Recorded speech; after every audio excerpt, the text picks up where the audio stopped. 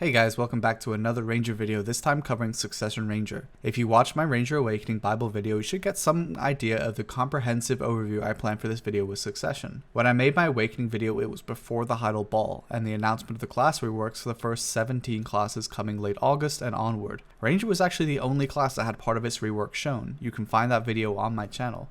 Everything displayed, however, was Awakening, and there's no indication that they plan to rework Succession, so this video is going to be made as planned. However, if they do rework Succession, and obviously they'll rework Awakening, so that's getting a video, I will make a new video for that.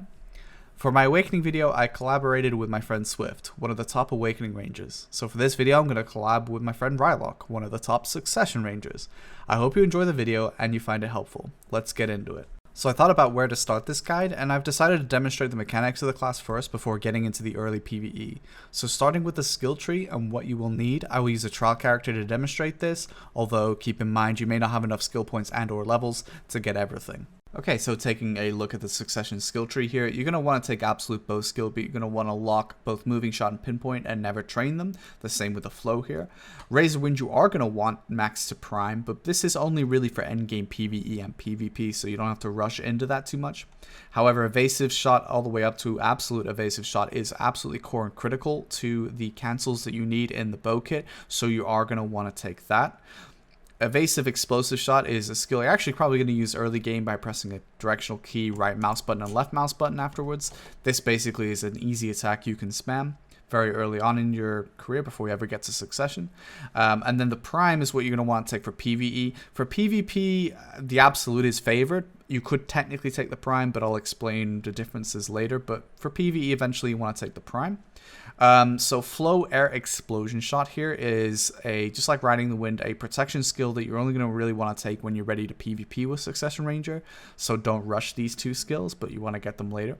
Charging Wind, you only really need to get to this level. You are going to want to max the Prime eventually, but you really want to unlock what we call Shotgun, Ultimate Charging Wind, Extreme Charging Wind, then eventually Prime Charging Wind at level 60. You are going to want to take this, and this is unlocked through Charging Wind being maxed here.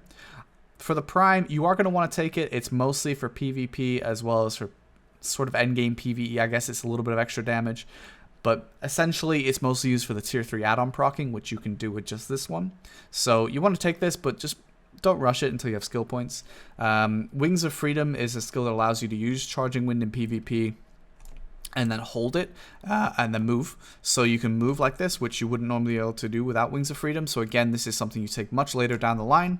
So keep that in mind. You don't need to rush this skill either. Like I already talked about, this is Shotgun. Really important kit skill. It's this ability. Very, very important to the kit, so you're going to want to take that when you're level 60.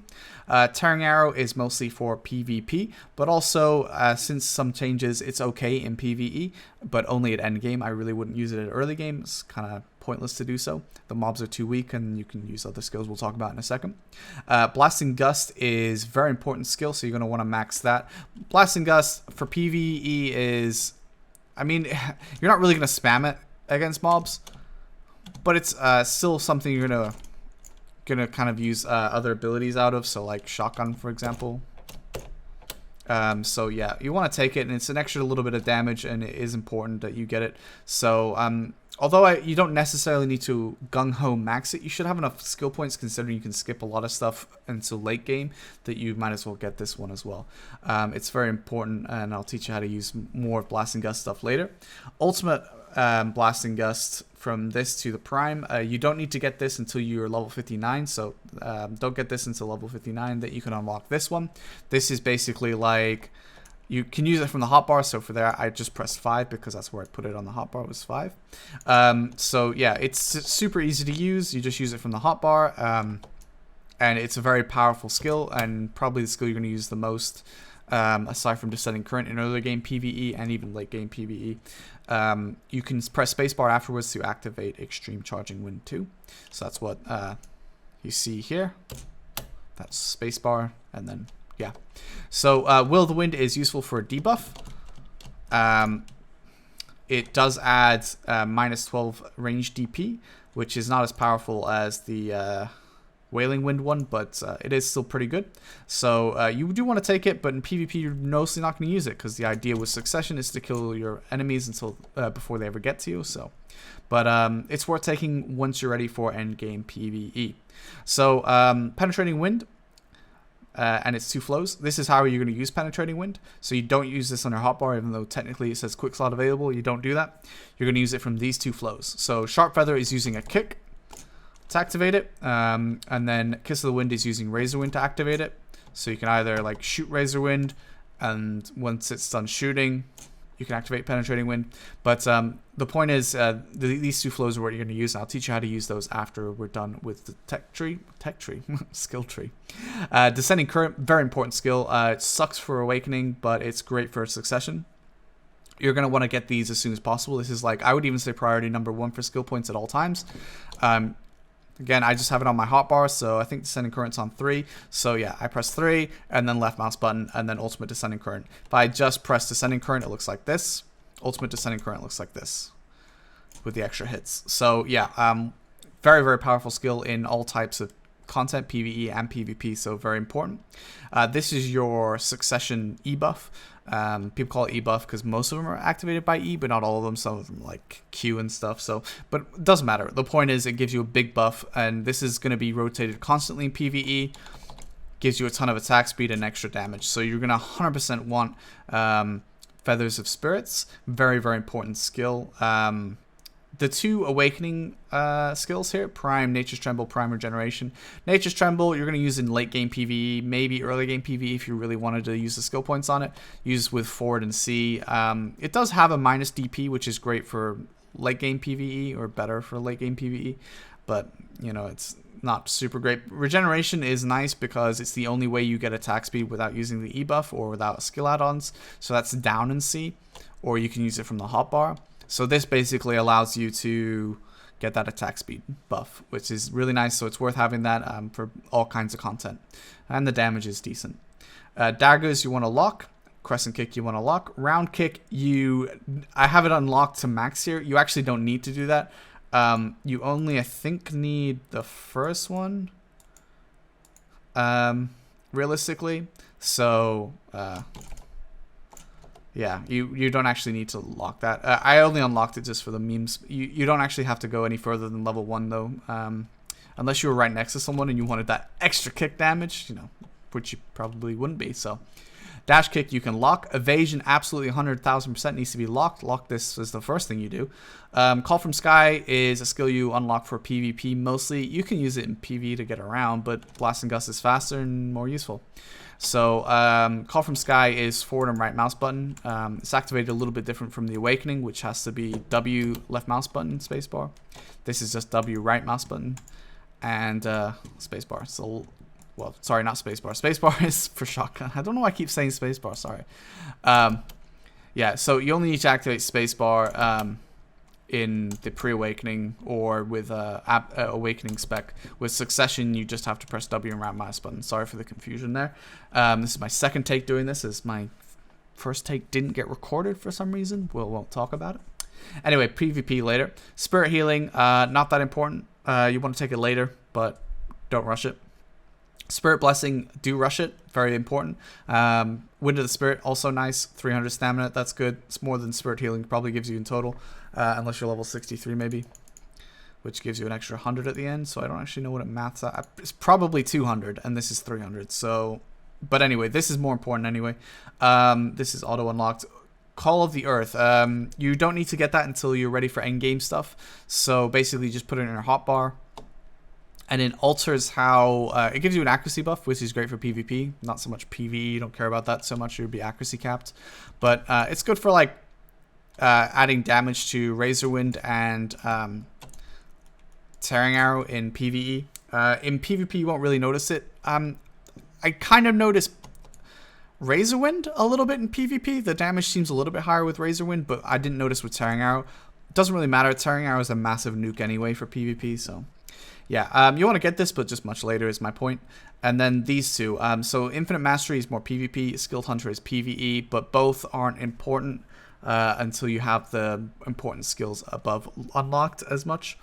Although obviously being able to get most max level skilled hunter does give you quite a lot of total PvE damage. So yeah, that's everything. So we're going to move on now to how the skills function and have the keyboard inputs on the screen for you. Before I move on to the mechanics, I'll just quick note, you may be wondering about the skill enhancements and which ones to take. Don't worry, I will be covering these in a later section, but for now let's have a look at the mechanics of Ranger Succession.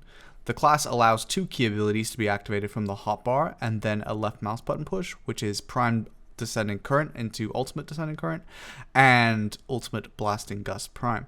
So this is already an easy start for your early PvE, but there are other skills that require some more input.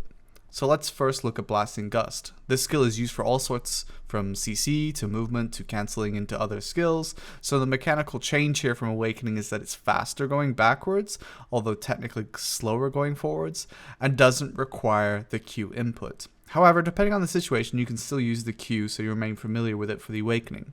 So to go backwards, you simply press S and then left mouse button and hold. You can also add Q to this. You want to add shotgun by simply adding a spacebar while pressing Blasting Gust, and then repress the buttons to go back into Blasting Gust.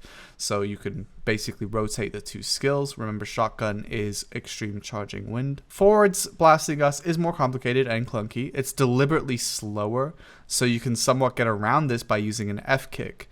This may take some practice, but you can press Q, W, left mouse button to activate Blasting Gust to go forwards, immediately release the Q and press F instead, and then tap W repeatedly while holding and pressing F and left mouse button consistently. I briefly mentioned Shotgun, which is again Extreme Charging Wind.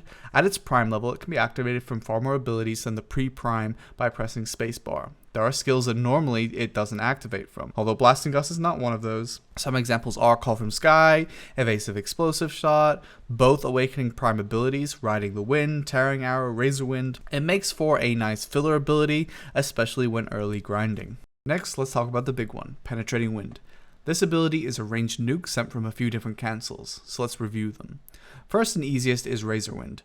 Although you don't need the Prime version to instant cancel and release Penetrating Wind, you will get the Prime version anyway because you might want it for the forward guard damage output before releasing the skill. As I've alluded to, you can either release Penetrating Wind immediately and cancel Razor Wind, or you can allow Razor Wind to carry out its full attack and then release Penetrating Wind.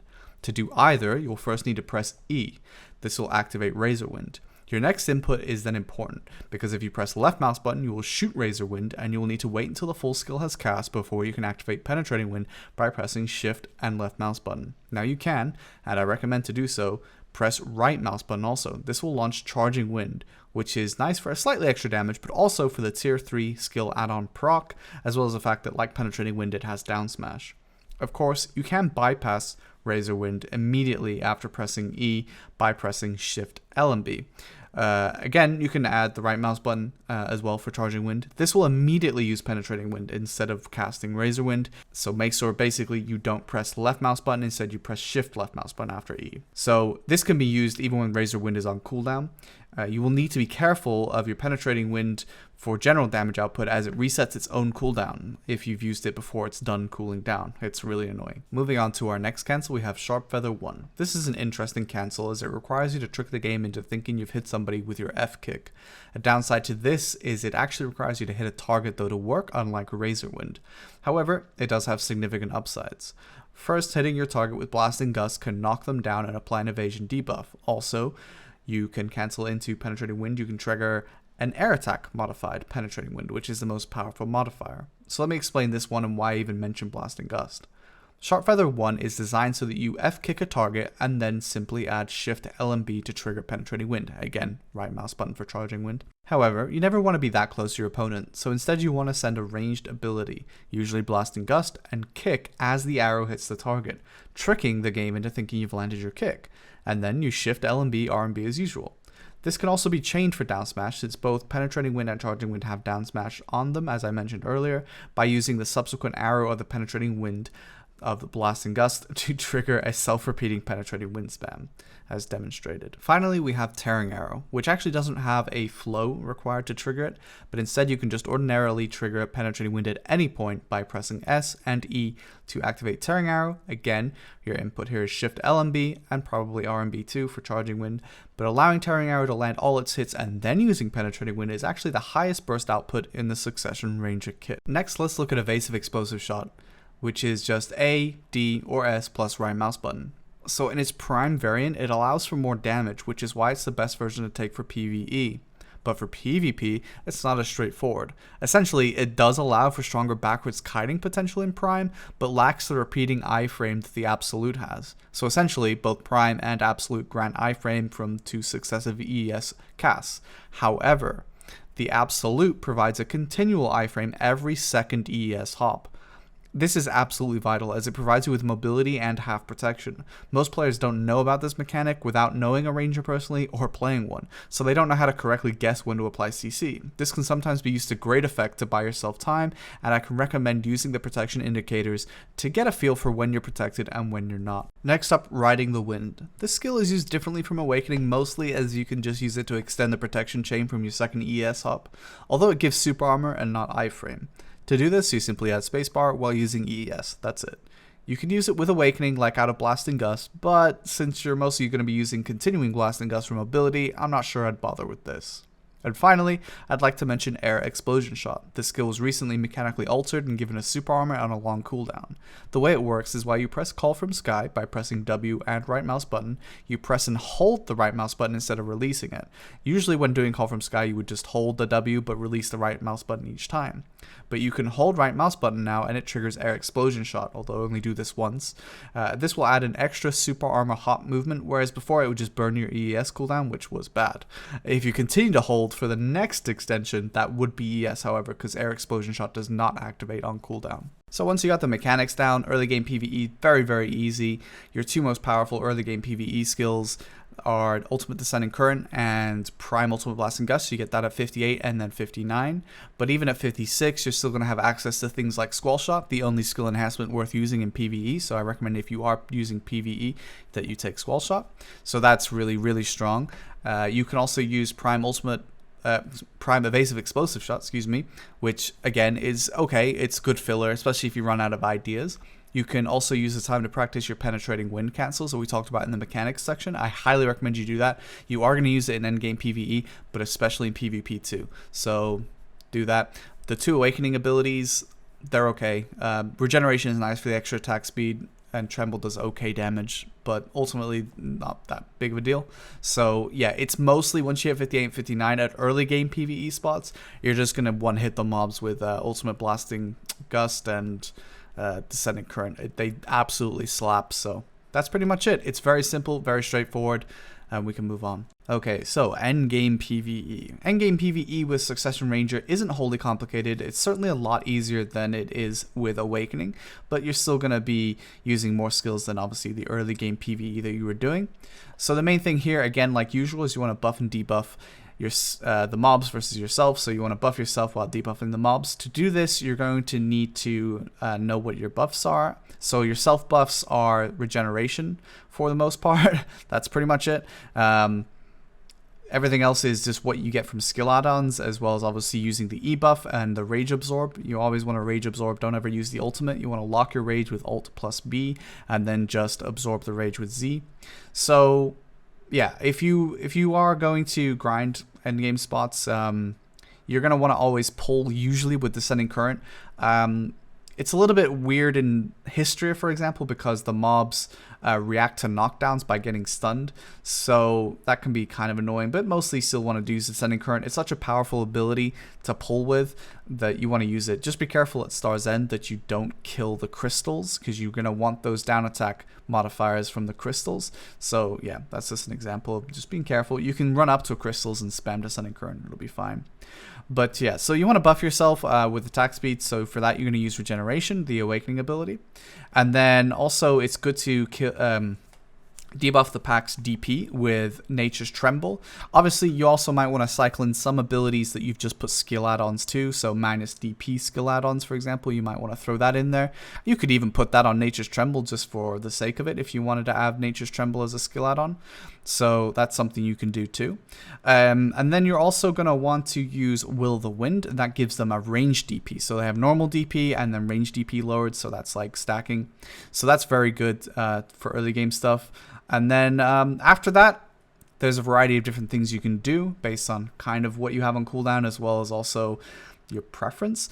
Squall Shot's still very, very powerful. A lined up bunch of mobs with Squall Shot, they're going to take a lot of damage. So that's really good.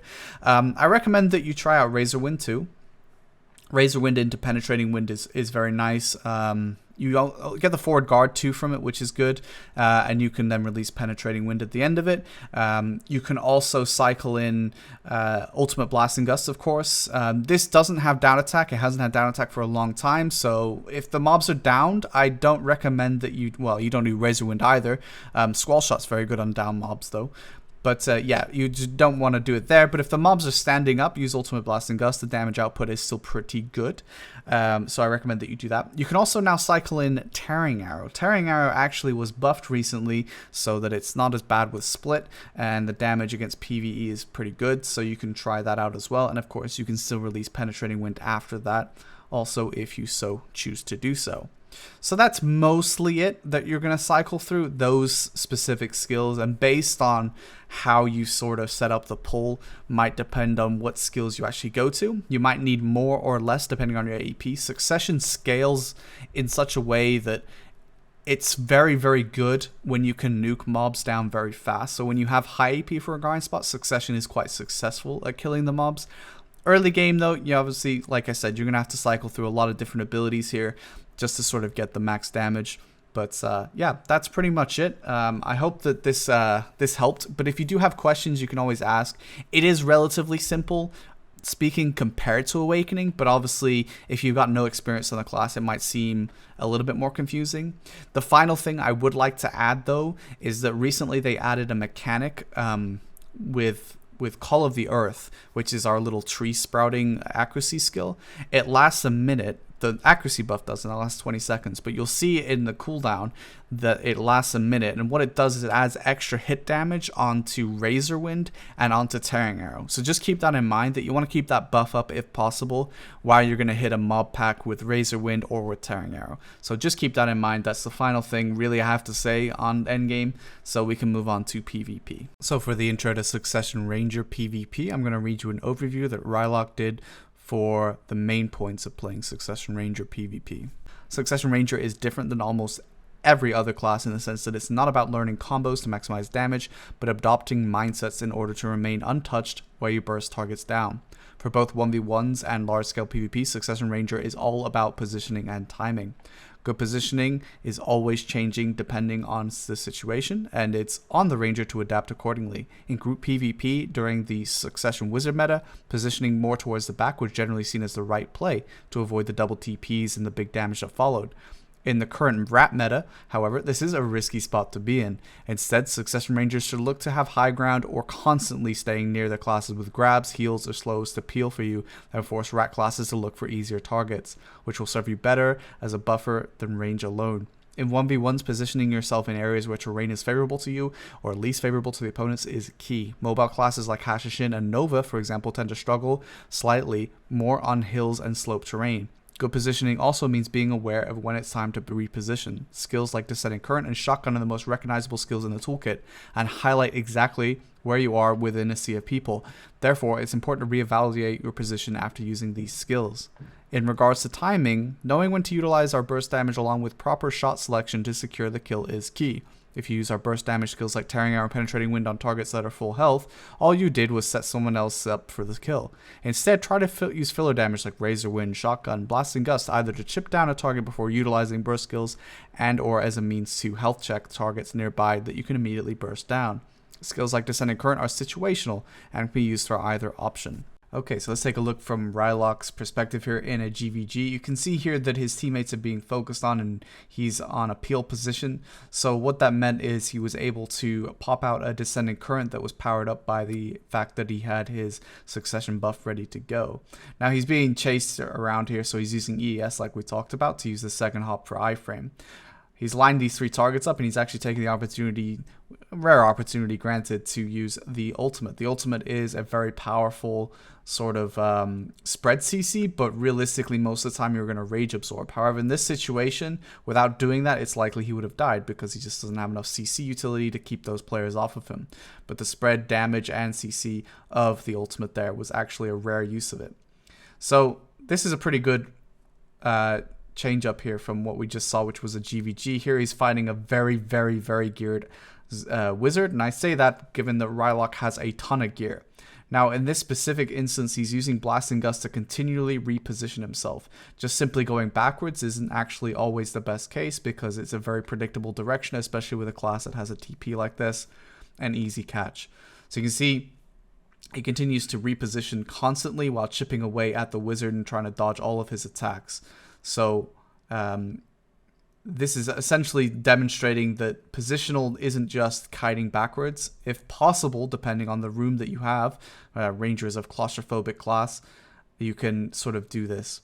So you can see here he's been slowed here, so this is the most dangerous part. One thing about slows is they do slow down your iframe animations, so you can sort of use ES like that. He's put his weapon away to run here because there's no reason to use a skill to burn even more stamina.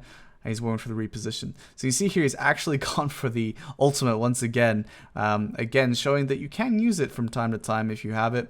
And he's been able to stun his opponent and then finish him off. A single target does take a lot of damage. Again, this is positioning. So he runs into a player on the beach and then again just unleashes that descending current. Granted, these players are not nearly close to what Rilok's gear is. So if they don't pay attention to him, he can just simply sit there and absolutely annihilate them with like giga AP. So if you get in the right position, the class is pretty, pretty gear reliant. It's definitely helps to have a lot of AP. But if you do have that AP and you get the right positioning, then you can unleash. But it doesn't matter if you have all the AP in the world. You could have 500 AP. Obviously impossible, but like just say 500 AP on your sheet. It's not going to matter if you're positioned poorly. So here he's using the ultimate there to try and once again get that player off the horse. Black Spirit Rage skills get players off of horses. The succession can only use that. So this is using terrain here, though. As you can see, he's kiting backwards on the terrain. As they try to drop down on the terrain, the skills stop functioning, and he continually harasses them with huge amounts of damage. So he's able to punish a lot there. Now let's talk about the Rabems. As you can see here, skill enhancements, sorry, not Rabems. It's an old habit from when they were originally named. This is what I currently have for PvP. Now, Squall Shot, again, like I said, you want to swap this for PvE. Squall Shot's great for PvE, but for PvP, Tearing Shot is the best. It's a wind-up long-range stun, so that's really, really nice. Stuns last a long time, allows you to catch up to an opponent, and obviously if you stun them, then you could always knock them down. Blast and Gust, provided they don't resist, so that's really nice. The damage, not really that outstanding. Squall Shot does do more damage in PvP, but realistically, you're just not going to use it in that way. So it also has a bleed on it, which is nice. It slows the movement speed by 30%. Again, that's really nice, and gives you 15 magic DP, and considering most magic classes are doing giga damage, that's really nice as well. For your level 57 skill enhancement, you have between Roaring Arrow and Fury Arrow. Now, Roaring Arrow is okay. It's a repeat knockdown, but especially in Adamantine meta, it's just too slow. It's not that great. I've tried using it a few different times. I just don't think it's that great. Fury Arrow is good for both 1v1, which Roaring Arrow is not good for 1v1. But it's also good for large scale. So what Fury Arrow is the fastest rapid fire sort of like knockback. So it's the fastest in the game really when it comes to spamming a CC. It looks like this. So your stamina does actually recharge, so you can do this indefinitely if you don't like spam too much. But this basically will knock back opponents. If you get into a good position and want to be very unselfish, you can get to a high ground position as an enemy raid is pushing, and you can spam knockbacks on them, which can completely interrupt their push. It's actually a well-placed not tearing shot. Fury Arrow is incredibly useful. So as you can see here, just rapid fire knockbacks. You can just press Q afterwards if you achieve a knockback, which launches Blasting Gust again for your knockdown.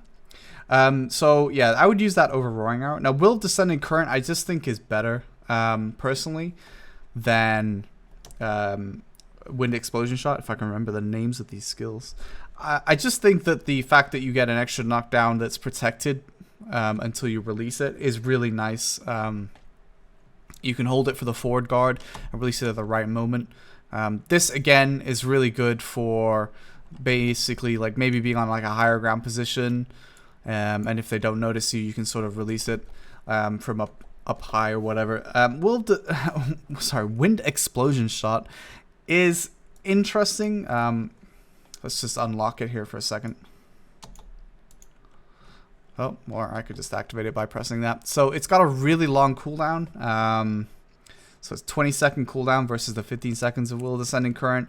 Again, it does have the protection on it, but realistically, I just don't think it's that useful. It doesn't have CC. It just has like the protection and potential damage, but the potential damage is like nothing. So that's what it looks like. I don't know. For me, I just don't think that it brings enough to the table here. I'm not sure when you would use it, so I think absolutely Will of Descending Current is the best one. So the 3 PvP ones that I recommend are Tearing Shot, Fury Arrow, and Will of Descending Current. So that about wraps it up, guys. I hope you guys enjoyed the video. I hope you found it helpful. And if you do have any questions, as per usual, you can ask in the comments section below. But even better, you can ask on my stream or even Rilok's stream if he's not streaming. He goes out on deployment sometimes, so he's not always live, but his stream will be linked. So you can check him out too. Or you can, as per usual, always ask me questions on Ranger. So yeah, that's it. Try to keep in the main points, especially what Rilok talked about. Positioning is so important in Ranger, especially because we don't have the protection that the other classes have. You have to be positioned so well not to be picked off, and it is so important that you do these things and, you know, don't blow your skills immediately on a high HP target. Try and whittle them down and then hit them with the Tearing Arrow, Penetrating Wind, things like that. Things to keep in mind anyway.